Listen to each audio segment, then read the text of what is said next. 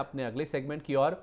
Formula गुरु का ये जो सेगमेंट है वो बेहद खास है क्योंकि भारी मात्रा में हमारे व्यूअर्स हमें मनी 9 के सोशल मीडिया प्लेटफॉर्म पर अपने सवाल भेजते हैं और हमारी कोशिश यही रहती है कि ज़्यादा से ज़्यादा सवालों के जवाब हम फॉर्मूला गुरु से ले सकें। चलिए तो आज के हमारे पहले दर्शक की ओर बढ़े, उससे पहले आप जान लीजिए कि अगर आप भी सवाल भेजना चाहते हैं तो आपको करना क्या है। देखिए, सवाल भेजने का तरीका बहुत ही आसान है। आपको FG लिखकर पूरी जानकारी के साथ अपना जो सवाल है वो हम तक पहुंचाना है। सवाल भेजने अपना जो सवाल है वो पूछने के लिए आप हमारे व्हाट्सएप नंबर का इस्तेमाल कर सकते हैं 9311211874। ये हमारा व्हाट्सएप नंबर है। आप चाहें तो हमें ईमेल के जरिए अपने सवाल भेज सकते हैं money9query@tv9.com, ये हमारा ईमेल एड्रेस है। और इसके साथ साथ हमारे जो सोशल मीडिया प्लेटफॉर्म्स हैं, फेसबुक पेज है, ट्विटर हैंडल है, साथ ही साथ यूट्यूब का जो ऑप्शन है वो भी आपके पास खुला हुआ है अगर आप अपने सवाल हम तक पहुँचाना चाहते हैं। चलिए तो हमारे पहले दर्शक का हमारे साथ जुड़ चुके हैं। जो हमारे पहले दर्शक हैं वो गुवाहाटी असम से जयंत बरुआ जी हैं, वो हमारे साथ फोन लाइन पर जुड़ चुके हैं। जयंत जी, आपका बहुत बहुत स्वागत है। नमस्कार। धन्यवाद संदीप जी। बताइए सर, कौन सा शेयर है आपके पास? सर, मैंने पिछले साल दिसंबर में इंडसलैंड बैंक के 20 शेयर लिए थे 951 रुपए के भाव पर। अब जून में शेयर थोड़ा गिर गया था, 763 तक लुढ़क गया था, फिर 3% बढ़कर 1250 तक पहुंच गया। तो क्या मुनाफा वसूली कर लें अभी और होल्ड करना चाहिए? ठीक है, फॉर्मूला गुरु से पूछते हैं। संतोष जी, ये बताइए, ये शेयर इन्होंने काफ़ी अच्छे लेवल पे 950 रुपये के आसपास लिया था। हालांकि उसके बाद हमने देखा था कि जून में इस शेयर ने 52 वीक लो बनाया था 763 रुपीज़ के आसपास का, लेकिन उसके बाद से हमने देखा कि एकाएक इसमें खरीदारी देखने को मिली है। हाल फिलहाल हमने देखा कि इनके जो MD और CEO हैं उनको दोबारा से नियुक्त कर दिया गया है और शुक्रवार को भी हमने देखा था बाजार में कमजोरी थी, लेकिन स्टॉक ने 3% के आसपास के उछाल के साथ दिन के दौरान 1251 रुपये के आसपास का जो ऑल टाइम हाई है उसे टच किया था। अब 300 रुपये के आसपास का जो फायदा दिख रहा है जैन जी को, उसके बाद वो पूछना चाह रहे हैं कि क्या इसमें मुनाफा वसूली कर लें, क्योंकि अभी आप कह ही रहे थे कि आपको इंडसइंड बैंक काफ़ी पसंद है।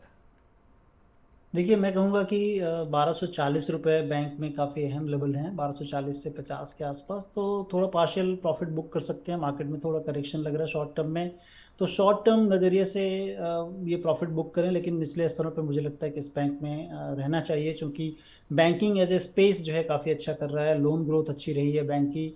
ऑटो लोन, जैसा कि मैं थोड़ी देर पहले बता रहा था, 26% के आसपास इनके एडवांसेस का है। और ये सारी चीज़ों को देखते हुए लगता है कि ये बैंक रिलेटिवली अंडर परफॉर्म किया है और सारी बैंकों से, क्योंकि इनका जो MFI बिजनेस है उसमें कुछ कॉर्पोरेट गवर्नेंस के इशू थे, लेकिन बार बार कंपनी के मैनेजमेंट ने उसको क्लैरिफाई किया है। और मुझे लगता है कि इस बैंक में भरोसा बनाए रखना चाहिए। 1240-50 के ऊपर अगर निकलता है तो यहाँ से 200 रुपये और तेज हो सकता है, तो उस लिहाज से ध्यान रखें। लेकिन 1240 एक अहम रेजिस्टेंस भी है, तो थोड़ी प्रॉफिट बुक करने की सलाह होगी और निचले स्तरों पे फिर इसमें आप जुड़ सकते हैं। ठीक है, तो 1240 रुपये, जैन जी आप इस लेवल का ध्यान रखिए। 1240 रुपये के आसपास आप पार्शियल प्रॉफिट बुकिंग कर सकते हैं। और इनफैक्ट अगर ये लेवल पार हो जाता है, जो कि एक कड़ा रेजिस्टेंस है स्टॉक के लिए, जैसे हमें संतोष जी बता रहे, तो 200 रुपये के आसपास का और अपसाइड स्टॉक में बन सकता है। इसीलिए पार्शियली, यानी कि कुछ शेयर अपने आप बेचिए, बाकियों को होल्ड करें, ताकि अगर ये शेयर ऊपर जाता है तो आपका जो मुनाफा है वो और ज़्यादा बढ़ सकता है। दूसरे सवाल की ओर बढ़ते हैं। दूसरे कॉलर हमारे साथ जो हैं वो पुणे महाराष्ट्र से शुभ्रा गोयल जी हैं। शुभ्रा जी नमस्कार, बताइए क्या सवाल है आपका? हाँ नमस्कार सर, वेरी गुड इवनिंग। बताइए। मुझे पूछना था कि मैंने ना वेदांता के 100 शेयर खरीदे थे 293 रुपीज पर, तो अभी लेकिन लास्ट फ्राइडे को ये करीब 290 रुपए के नीचे चले गए थे।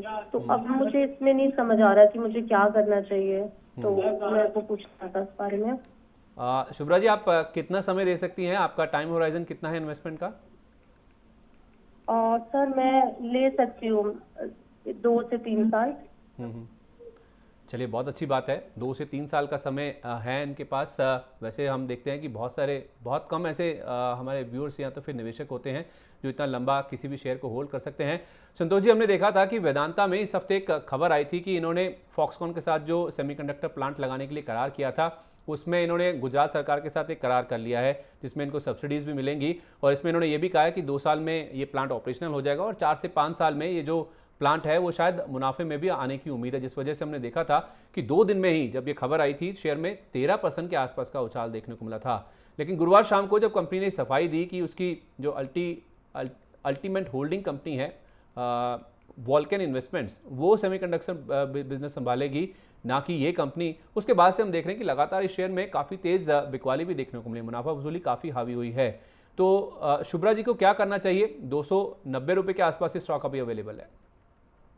देखिए एक अच्छा राइज आया है रिसेंटली काफ़ी अच्छा जो है ट्रैक्शन देखा गया है। और मुझे लगता है कि जिस भी क्षेत्र में अगर आप तेल के दाम देखें, केन इंडिया इसके अंदर है, और मेटल सारे उतने ज़्यादा परफॉर्म नहीं कर रहे हैं, लेकिन कंपनी के स्टॉक प्राइस में बहुत ही अच्छा रेजिलियंस और बहुत ही अच्छे बाउंस बैक के साथ स्टॉक प्राइस बढ़े हैं। तो मुझे लग रहा है कि इनको इस स्टॉक से अभी चूंकि और इन्होंने काफ़ी ऊपर के भाव पे लिए हैं, इनको निचले स्तरों पे आना चाहिए। और अभी मुझे लगता है कि एक बार निकल जाएं, और निकलने के बाद यहाँ से सब्सटैंशियल 15 to 20% का अगर करेक्शन होता है स्टॉक में, स्टेबलाइज करता है, उसके बाद ही लें। क्योंकि अभी भी सारे मेटल्स के दाम अगर देखें तो सबड्यूड हैं, और रियलाइजेशन थोड़ा कम हो सकता है इन सारी चीज़ों को देखते हुए।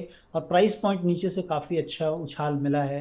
तो मुझे लग रहा है कि अभी एग्जिट करें, लेकिन निचले स्तरों पे आपको ज़रूर इन्वेस्ट करना चाहिए। तो शुभ्रा जी, आपके लिए राय यही है कि वेदांता के शेयर में हमने लोअर लेवल से काफ़ी अच्छा बाइंग इंटरेस्ट देखा है, काफ़ी ज़्यादा स्टॉक का ऊपर आ चुका है, फिलहाल मुनाफा वसूली देखने को मिले जिस तरह का न्यूज़ फ्लो है।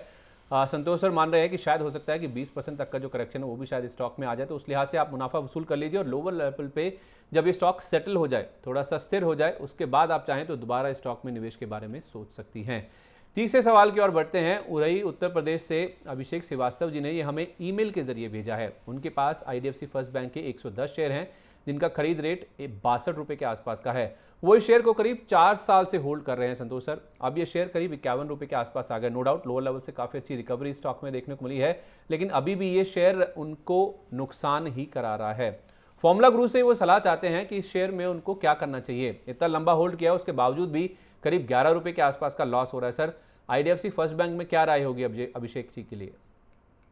देखिए IDFC फर्स्ट बैंक में मेरी राय होगी कि आपको एग्जिट ऑन राइज की स्ट्रैटेजी अपनानी चाहिए। जब बैंकिंग सेक्टर अपने लाइफ हाई के आसपास है, ये बैंक अपने लाइफ हाई से बहुत ही नीचे है, ये सिंपली जो है डिपिक्ट करता है कि इस बैंक में जरूर कोई ना कोई इशू है जिसके कारण कि ये सारी चीज़ें दिख रही हैं। और सारी चीज़ें अगर फंडामेंटली भी अगर आप देख लें तो वो ट्रैक्शन जो कि बड़ी बैंकों में आया है इस बैंक में नहीं रहा है, उतना एग्रेशन भी शायद मैनेजमेंट का कम है जिसके कारण कि ये सारी चीज़ें रही हैं।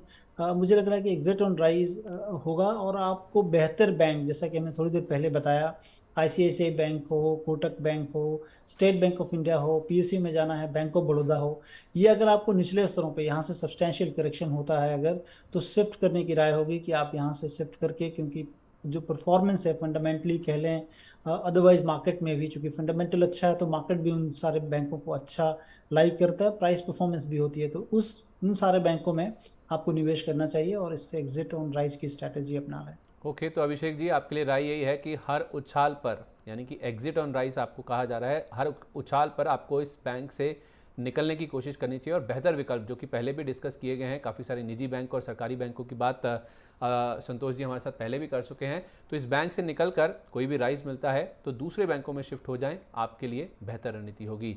चौथा सवाल रक्सौल बिहार से प्रदीप विश्वकर्मा जी ने हमें व्हाट्सएप के जरिए भेजा है। प्रदीप जी ने पिछले साल अप्रैल में BHEL के 400 शेयर 48 रुपये के भाव पर खरीदे थे। पिछले 6 महीने में इस शेयर में अच्छी बढ़त देखी गई है और अब ये 59 रुपये के आसपास पहुंच गया है। प्रदीप जी को जानना है कि क्या अब इस शेयर में मुनाफा वसूली कर लेनी चाहिए, अभी फिर और इंतजार करें और ऊपर जाने की गुंजाइश है इसमें कि नहीं?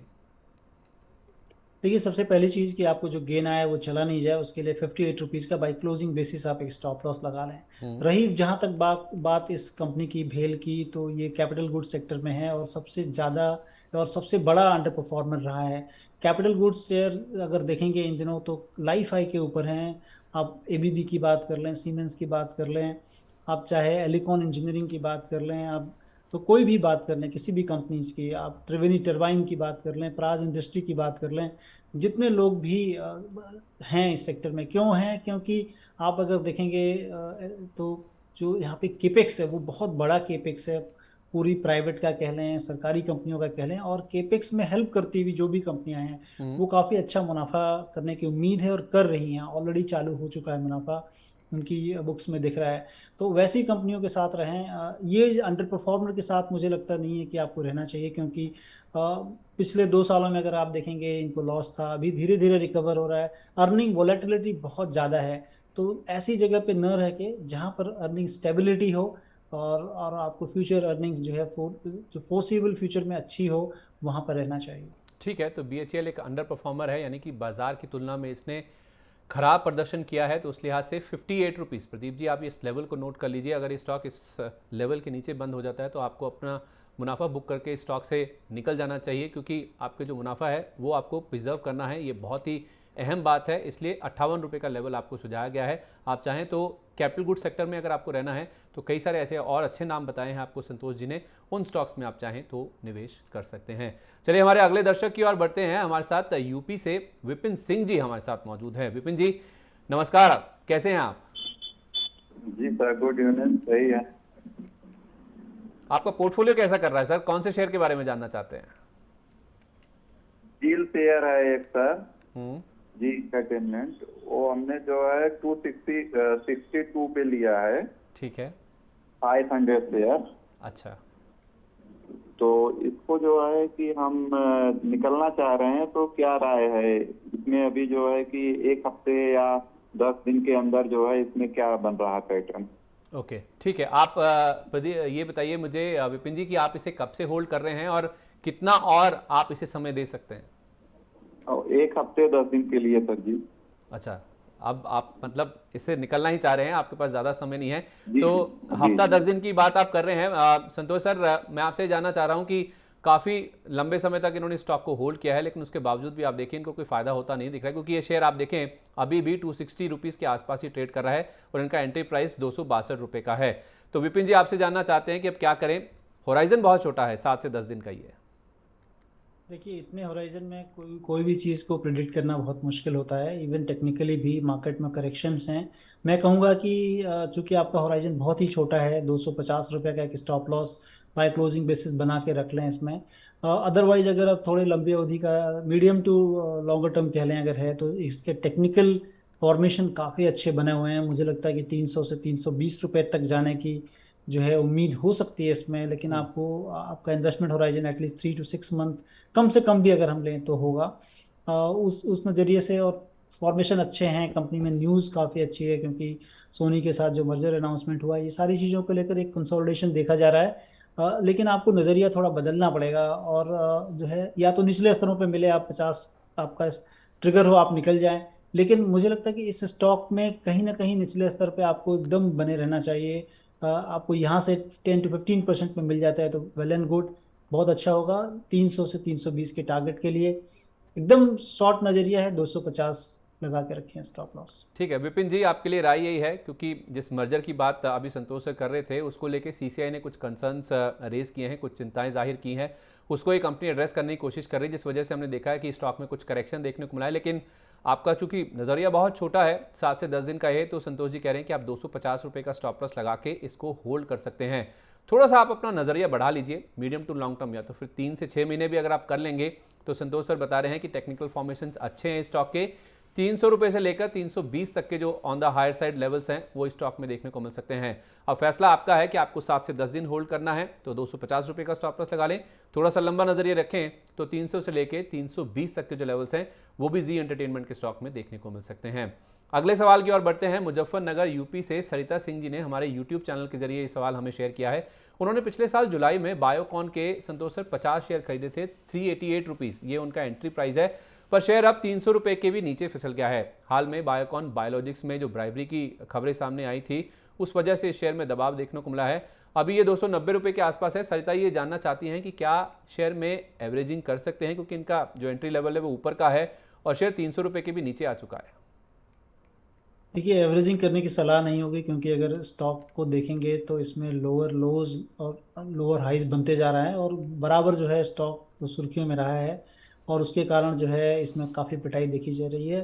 फंडामेंटल ट्रैक्शंस भी देखने को ज़्यादा नहीं मिल रहे हैं इसमें। तो मुझे लग रहा है कि एग्जिट ऑन राइज की स्ट्रैटेजी अच्छी होगी, कि आपको अगर थोड़ा सा भी स्टॉक में लेट्स से कि 10 to 15% का कभी अगर आता है स्टॉक में राइज, तो आप वहाँ पे लॉस बुक कर लें। और फार्मा एज ए होल मुझे उतना ज़्यादा, चूंकि मेरी थोड़ी समझ भी कम है, उतना ज़्यादा मैं ट्रैक नहीं करता हूँ। लेकिन आपको एपीआई सेक्टर में अगर आपने देखना है तो वहाँ पर आप कुछ देख सकते हो।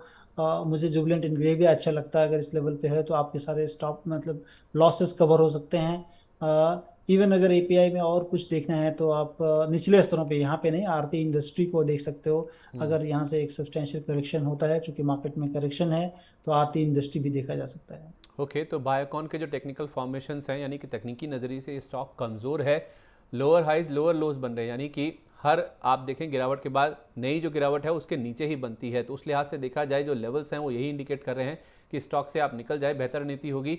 सरिता जी, आपके लिए राय है कि कोई भी उछाल आपको इस स्टॉक में मिले तो आप इस स्टॉक से एग्जिट करने की कोशिश करें, और दो विकल्प आपको बताए गए हैं इसी स्पेस में अगर आपको रहना है। फार्मा में एपीआई सेगमेंट में जुबिलेंट इंग्रेविया और उसके साथ साथ आरती इंडस्ट्रीज, ये दो ऐसे स्टॉक हैं अगर आपको फार्मा सेक्टर में ही रहना है तो ये आप अपने पोर्टफोलियो में शामिल कर सकते हैं। आपके जो लॉसेस हैं वो भी कवर होने की उम्मीद आप कर सकती हैं। चलिए, तो वक्त हो गया है संतोष सर से विदा लेने का।